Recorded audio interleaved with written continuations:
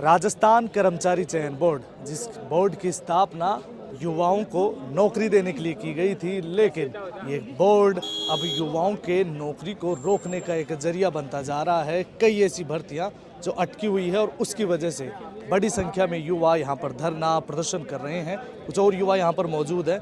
यहाँ पर आज किस मांग को लेकर ये प्रदर्शन हो रहा है? देखो, ऐसा है, ये जो युवा है आज कर्मचारी चयन बोर्ड में भारी संख्या में पूरे राजस्थान के कोने कोने से आया है और ये युवा लगातार मांग कर रहा है कि रीट लेवल 2 के जो रिक्त पदों पे जो परिणाम जारी होना है, मूल पदों का जो परिणाम है, प्रोविजनल जो सूची है, इसको लेके साहब ये आज ही नहीं आया, ये 4 महीने से चक्कर काट रहा है। युवा दर दर की ठोकरें खा रहा है, लेकिन कर्मचारी चयन बोर्ड के जो अधिकारी है और जो सरकार है वो सुनने को तैयार नहीं थी। युवा करता क्या, युवाओं को लगातार चक्कर काटने पड़े, मजबूर होना पड़ा। और आज भी आप आए हैं, क्या बात हुई है आज? कुछ बात आज हम यहाँ पहुंचे हैं और कर्मचारी चयन बोर्ड पे मजबूती से हमने ताकत दिखाई है, दबाव बनाया है और हमारी ताकत से और हमारे दबाव से आज कर्मचारी चयन बोर्ड के अध्यक्ष ने कहा है कि रीट लेवल 2 पे जो लीगली मुझे ओपिनियन ले ली थी एजी से, उन्होंने कहा है कि एजी से मैंने सलाह ले ली है और इस भर्ती का रास्ता हम खोल रहे हैं और जल्दी हम परिणाम जारी करेंगे।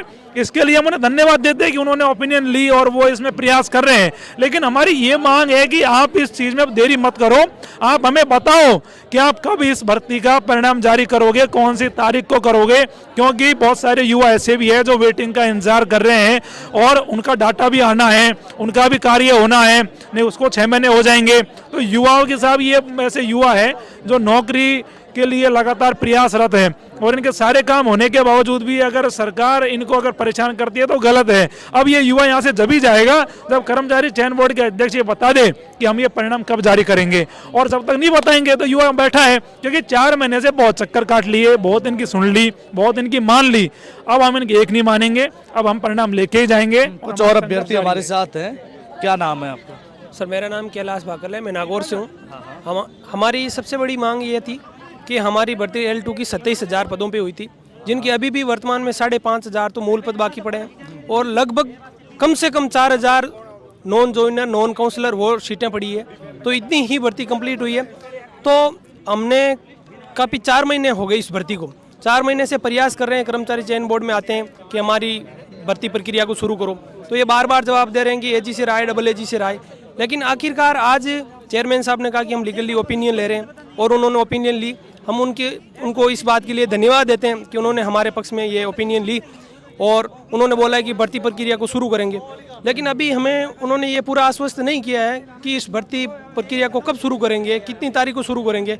हम उस बात पर बैठे हुए हैं कि वो हमें इस बात से क्लियर करें कि वो कब शुरू करें। आप उठेंगे? हाँ, और इसके साथ ही जो बीकानेर निदेशालय है वो रिक्त पदों पे डाटा इनके पास भिजवा रहा है। उन्होंने 8 फरवरी तक डाटा भी मांग लिया है हर डिस्ट्रिक्ट से, तो रिक्त पदों के डाटा इनके पास भिजवाएंगे ना। तो हमारी बोर्ड चेयरमैन साहब से ये सबसे बड़ी मांग है कि प्रोविजनल और मूल पद के साथ में ही वो वेटिंग सूची है वो जारी करें, इनके पास वो जल्द पहुंच जाएगी। और इनसे भी रिक्वेस्ट करते हैं आप भी प्रयास करके उनसे मंगवाएं और हम सब बच्चों को, कम से कम 8-10 हज़ार L2 के बच्चे हैं जिनको राहत प्रदान करें, जिसके लिए सबका भला हो सके। धन्यवाद। आप भी L2 के अभ्यर्थी? हाँ, मैं भी L2 का मैथ साइंस का स्टूडेंट हूँ और हम भी वेटिंग के इंतजार में। पहले मूल पदों पे रिजल्ट आ जाए, उसके साथ अगर बोर्ड चाहे, ये कर्मचारी चयन बोर्ड अध्यक्ष साहब चाहे मेजर साहब, तो आराम से वो वेटिंग भी साथ निकाल सकते हैं। उसके लिए हम आज यहाँ धरना प्रदर्शन करें। और हमारा मेन मुख्य बात ये है कि बीकानेर निदेशक साहब काम कर रहे हैं अपना, क्योंकि हम बीकानेर गए थे, निदेशक साहब से मिले थे, उनको हमने बोला था कि आप अपना डाटा भेजिए, जो नॉन जोनर, नॉन काउंसलिंग, उनके साथ डाटा भेज दीजिए। तो उन्होंने आदेश भी निकाल दिया।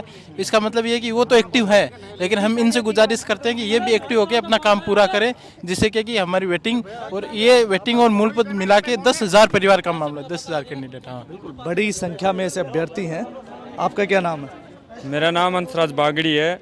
मैं अध्यक्ष साहब और बीकानेर निदेशालय से यही बोलना चाहता हूं कि डाटा 9 तारीख को बीकानेर निदेशक साहब ने बोला कि 9 तारीख को भेज देंगे, तो माननीय अध्यक्ष साहब से यहाँ कर्मचारी चयन बोर्ड के से यह निवेदन करना चाहता हूं कि प्रोविजनल, रिक्त पद और वेटिंग सूची का डाटा आ जाएगा इनके पास 9 तक, तो वे साथ साथ जारी करे, क्योंकि काफ़ी विद्यार्थी ये वेटिंग के हैं 90%, तो 6 महीने होने वाला है। फिर अध्यक्ष साहब 6 महीने का रूल दिखा के उसको लिप्स कर देंगे। तो मेरी यही मांग है, तीनों सूची साथ साथ जारी की जाए।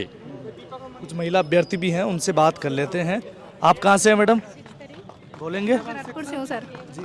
आप पहले आचार संहिता लग गई, उसकी वजह से अटक गया, अब वापस लोकसभा चुनाव को लेकर तैयारी होने लग गई है। कैसा डर लगता है कि अगर फिर से अटक गई तो? सर दोबारा हमने पहले ही इतने महीने झेले हैं और फिर उसके बाद दोबारा से लगने का डर है, तो हमें दोबारा से हम किसी और की भी तैयारी नहीं कर पा रहे हैं। मैं फर्स्ट ग्रेड की तैयारी कर रही हूँ अभी, लेकिन उसमें भी मेरा मन नहीं लग रहा है बिल्कुल भी। मन नहीं लगने की वजह? मन ना लगने की वजह यही है सर, क्योंकि हमें बीच में अटका रखा है। हम सोच रहे हैं कि हमारा ये क्लियर हो जाए तो जिससे हम दूसरी चीज़ की भी तैयारी कर सकें, लेकिन अभी तो कुछ भी नहीं हो पा रहा है। अच्छा, सरकार में आपने बदलाव किया था, पिछली काफ़ी दिक्कतें थी, लेकिन अब तक की जो कार्यशैली रही है उसको लेकर क्या कहेंगे?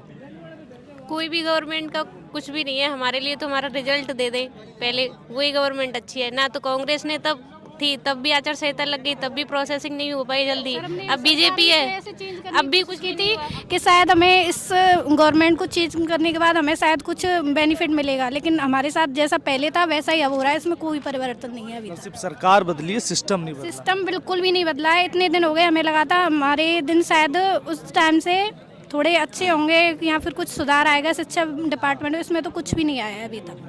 बिल्कुल, ये तमाम वो अभ्यर्थी हैं जिन्होंने इस बदलाव के साथ इस सरकार को बदला था कि सिस्टम में कुछ बदलाव होगा, कुछ चेंज होगा, लेकिन 50 दिन बीत जाने के बाद भी सरकार सिर्फ एजी की नियुक्ति कर पाई है। हालांकि इन तमाम अभ्यर्थियों के लिए एक अच्छी चीज़ ये है कि कर्मचारी चयन बोर्ड के अध्यक्ष आलोक राज ने एजी से मुलाकात की है, उनसे लीगल ओपिनियन को लेकर बातचीत की है और लीगल ओपिनियन आ भी चुकी है, जिसके बाद जब हमारी उनसे बात हुई तो उन्होंने यही कहा कि जल्द ही L2 की जो ज्वाइनिंग की प्रक्रिया है उसे शुरू कर दिया जाएगा। धन्यवाद, देखते रहिए रिपोर्टर साहब।